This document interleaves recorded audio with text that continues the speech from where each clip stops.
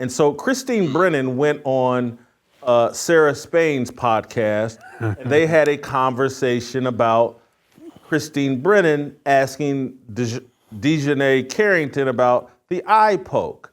And Sarah Spain's wagging her finger at Christine Brennan, who I believe is 66, one of the most accomplished female sports writers in American history. And I say that, those are just the facts. She's one of the most accomplished female sports writers in American history.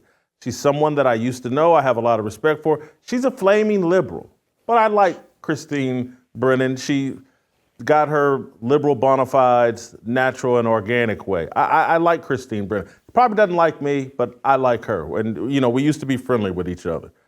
But to watch Sarah Spain basically try to preach to Christine Brennan about how to do her job, and this goes to Delano's point about how young people are telling older people how to actually do their job. Sarah Spain's introduction into sports journalism was, hey, I got big cans. Will somebody pay for me to go to the Super Bowl? That's her introduction. That's how she got in the door. She's, you know, the lightweight, homeless man's Kim Kardashian of sports journalism. And she's telling Christine Brennan how to ask a question. She's never been in a locker room. She's never had to interview people over and over and over again. She came into the door at ESPN with her jugs and then sits on a show called Around the Horn where she gets to pretend like she's the moral authority. Let's play the clip and then I want to talk about it. SOT number one. I get that. Like giving an athlete an opportunity to speak to something, particularly something that's gotten that big on the internet is super important. But I think also the language that you use is important. So by asking if it's intentional, you're already sort of leading them into that. And same goes with the video of them laughing. You said they caught you guys laughing. You know, were you laughing about that? It was 3 quarters later after the player had hit a big three. Why would they be laughing about an incident involving an injury to a player 3 quarters earlier in that moment? I don't know. That's why I asked. And again, these are issues that were out there that I would ask about, and I have asked athletes for more than information. You're asking a very valid question. I want to make it as crystal clear as possible. Often you can bring up the topic, so you ask it so that, whatever the issue is, so that the athlete knows exactly. I'm never going to beat around the bush, and you know that about me.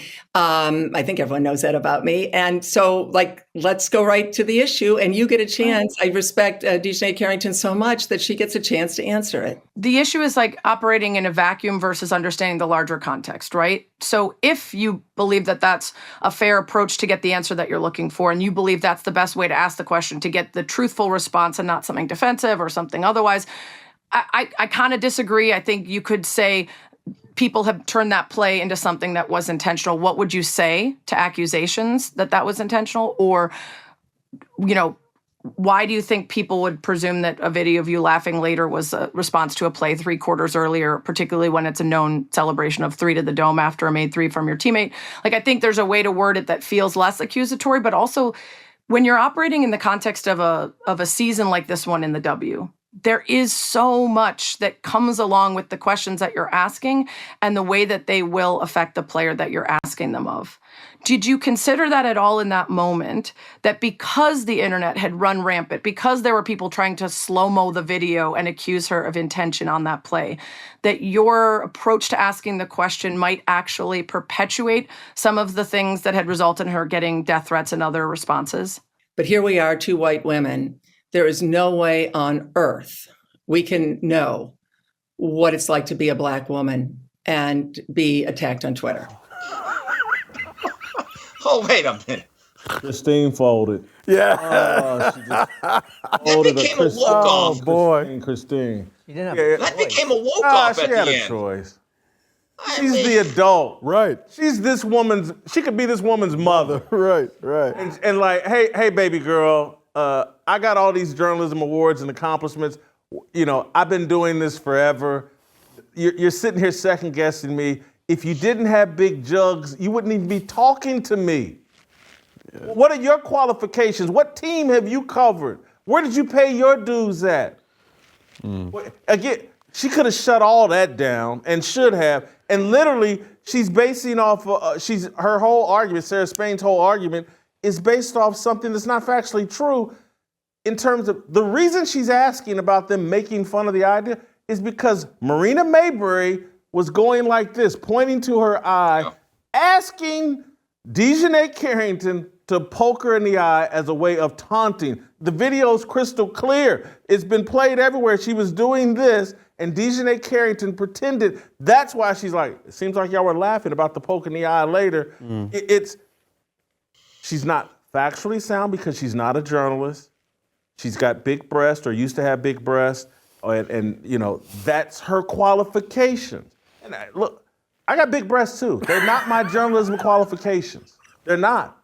I have a whole history of work that has been done. I've been in locker rooms. I've asked athletes difficult questions. I've been in dispute. Athletes have threatened to kill me. Athletes have fought me. Sarah Spain has none of that and now wants to preach to a accomplished, seasoned journalist about, what did you think about how this would affect her in that moment, given all the history and context of what's gone on in the WNBA? And you should have gone in and said, of course we know it wasn't intentional, but people are saying it's intentional. What do you say to the people that think it's intentional?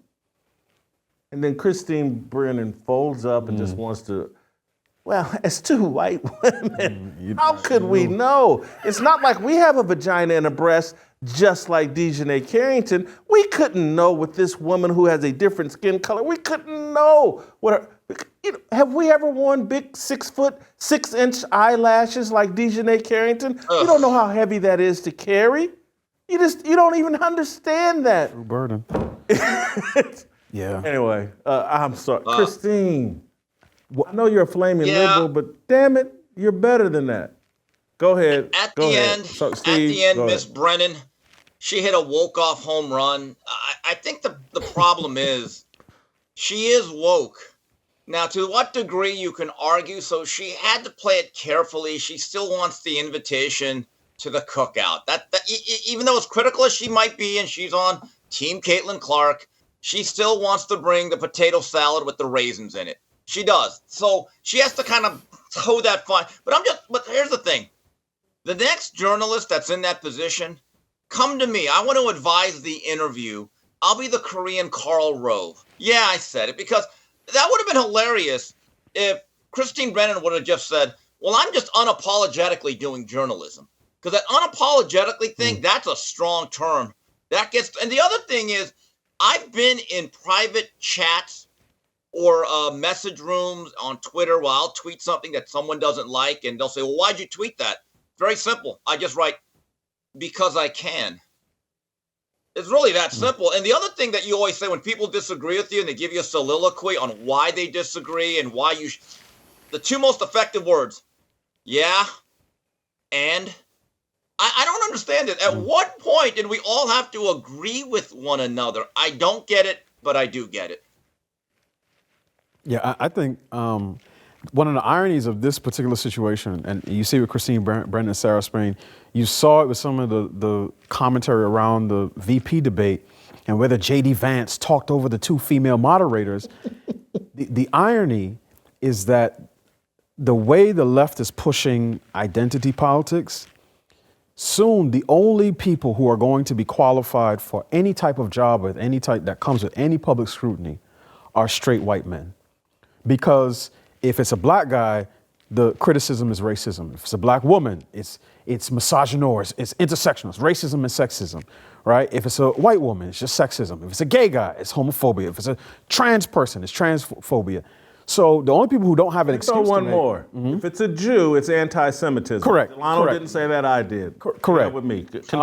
And white dudes are the only people who don't get to claim a victim identity. So the VP debate would have went off totally different if it was two white male journalists, right? Two straight white male journalists interviewing J.D. Vance and Tim Walz. And I think similar to this, everybody is feeling the pressure to sort of bow the knee. And I said, okay, Christine Brennan, she's not handling it the way I would handle it, but she folded, as Steve said, and I think this is the pressure that's being put on, and in addition to it being like tiresome to listen to, it is, I believe, has made the quality in every part of our society take a massive decline.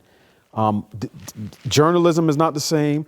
Stories, even whether it be about race or anything else, are not the same. You went from, I don't know, a couple generations ago, a Cornel West to an Ibram Kendi. And in fact, we were talking about the 10 times is good. Like the saying that I'm used to hearing is twice as good to get half as far. It's actually the complete opposite, is that you can be half as good and go twice as far if you have the right identity, because nobody is going to hold you accountable for your work product, because that identity serves as a shield to cut through, as a sword to cut through the ceiling that's above you, but also a shield to protect you from the criticism that comes with these positions. Don't miss a second of Fearless. Hit that like button and subscribe to keep up with our latest content.